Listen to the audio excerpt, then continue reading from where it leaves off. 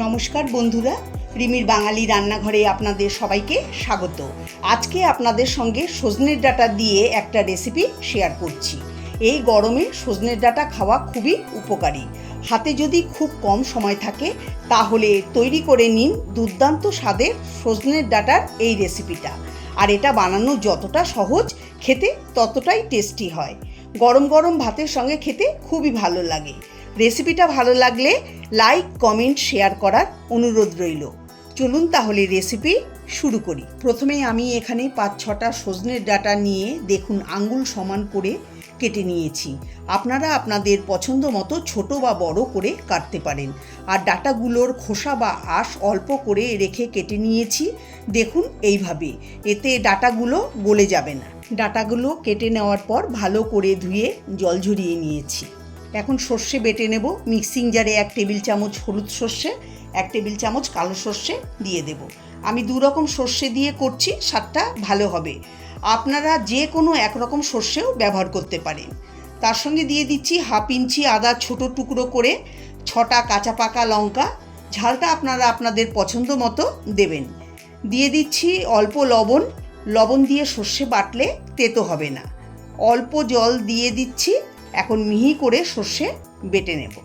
এখন রান্নাটা করার জন্য কড়াইতে দিয়ে দেব বড় 1 টেবিল চামচ সর্ষের তেল।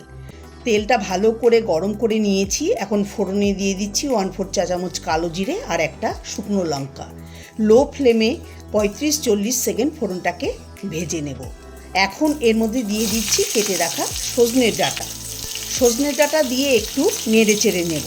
বসন্তকালে সজনের ডাঁটা ও সজনের ফুল খাওয়া খুবই উপকারী। সজনের ডাঁটায় প্রচুর আয়রন থাকে, যা রক্তশূন্যতা বা অ্যানিমিয়া দূর করতে কাজ করে। এছাড়া প্রচুর ফাইবার থাকায় এটি হজম শক্তি বাড়ায় এবং ওজন কমাতে সাহায্য করে। ভাজার সময় স্বাদ মতো লবণ আর হলুদ গুঁড়ো 1/4 চা চামচ দিয়ে দেব। সজনের ডাঁটার সঙ্গে ভালো করে মিশিয়ে 1-2 মিনিট ভেজে নেব। সজনের ডাঁটা খুব বেশি ভাজার দরকার নেই, বেশি ভাজলে ডাঁটা শক্ত হয়ে যাবে। 2 মিনিট ভেজে নেওয়ার পর এবার ঢাকা দিয়ে লো ফ্লেমে 3-4 মিনিট রেখে দেব।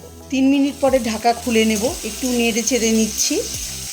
এবার এর মধ্যে দিয়ে দেব সর্ষের পেস্ট। এখন সজনে ডাঁটার সঙ্গে সর্ষে খুব ভালো করে মিশিয়ে দেব। জারে অল্প মশলা লেগেছিল, অল্প জল দিয়ে মিশিয়ে দিয়ে দেব। এরপর লো ফ্লেমে 2 মিনিট সজনে ডাঁটা সর্ষে কষিয়ে নেব। দেখুন এটা ঘন হয়ে এসছে। এরপর দিয়ে দেব 1/2 কাপ জল। এটা খুব পাতলাও হবে না, আবার খুব ঘনও হবে না। এটা মাখো মাখো হবে, তাহলে খেতে টেস্টি হবে। সজনের ডাঁটার সঙ্গে জল ভালো করে মিশিয়ে দেব। এরপর দিয়ে দেব 1/2 চা চামচ চিনি। চিনি দিচ্ছি, স্বাদটা ভালো হবে। চিনি দিয়ে সজনের ডাঁটার সঙ্গে মিশিয়ে দেব।